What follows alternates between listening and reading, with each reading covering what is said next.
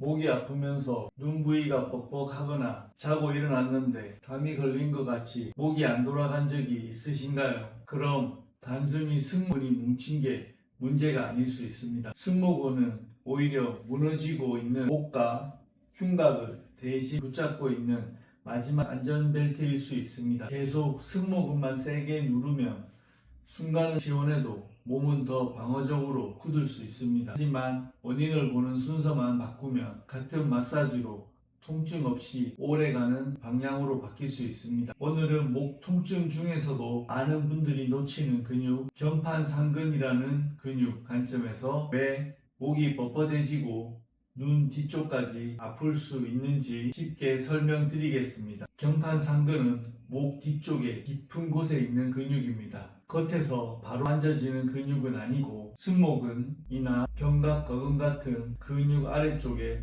숨어 있습니다. 그런데 이 근육에 문제가 생기면 통증이 굉장히 독특하게 나타납니다. 한쪽 눈 뒤가 욱신거리거나 뒤통수 안쪽이 묵직하거나 목을 돌릴 때 뭔가 걸린 것처럼 움직임이 막힙니다. 그래서 어떤 분들은 눈이 아픈 줄 알고 안과에 갔는데 이상이 없고 두통인지 알았는데 약을 먹어도 반복된다고 말씀하십니다. 이럴 때 한 번쯤 봐야 하는 근육이 바로 경판상근입니다. 여기서 중요한 건 이겁니다. 풀어야 하는 근육, 억지로 풀수록 더 버티는 근육. 경판상근은 단순히 뭉쳐서 아픈 근육이라기보다 머리와 목이 무너지지 않도록 계속 붙잡고 버티는 근육일 때가 많습니다. 특히 컴퓨터를 오래 보거나 스마트폰을 오래 내려다보면 머리가 앞으로 빠집니다. 머리는 생각보다 무겁습니다. 그 무거운 머리가 앞으로 빠지면 목 뒤쪽 근육들은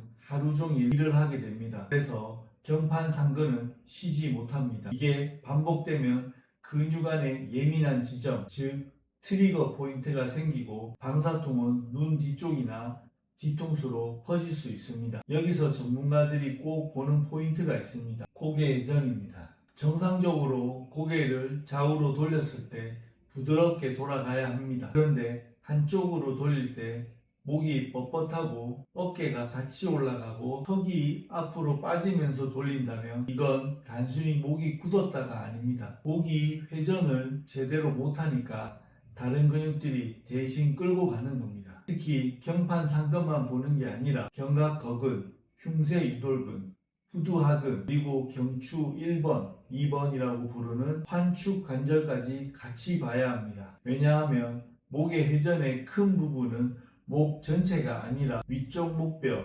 특히 환축관절에서 많이 나오기 때문입니다. 이 부위가 잘 안 움직이게 되면 중간 목뼈가 대신 과하게 움직이고 승모근이나 견갑거근이 더 많이 긴장합니다. 그래서 목을 풀어도 하루 이틀 지나면 다시 뭉치는 겁니다.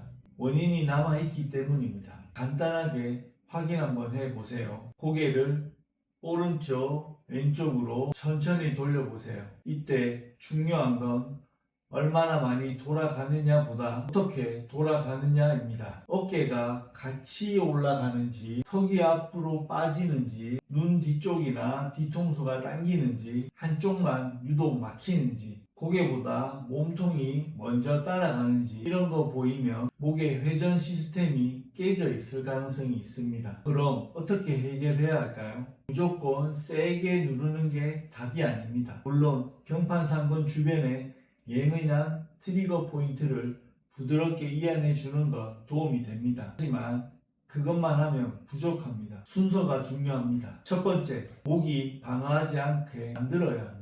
호흡을 천천히 낮추고 어깨와 턱에 들어간 힘을 빼야 합니다. 두 번째, 상부 경추가 잠겨 있는지 봐야 합니다. 고개를 돌릴 때 머리 중심축이 무너지지 않도록 작고 정교한 회전 연습이 필요합니다. 세 번째, 견갑거근과 승모근이 과하게 버티지 않는지 봐야 합니다. 목은 혼자 아픈 경우가 적습니다. 어깨뼈가 불안정하면 목 근육이 어깨까지 대신 잡습니다. 그래서 목 통증을 제대로 보려면 목만 보면 안 됩니다. 목, 어깨뼈, 흉곽, 호흡까지 같이 봐야 합니다. 집에서 해볼 수 있는 아주 간단한 방법도 있습니다.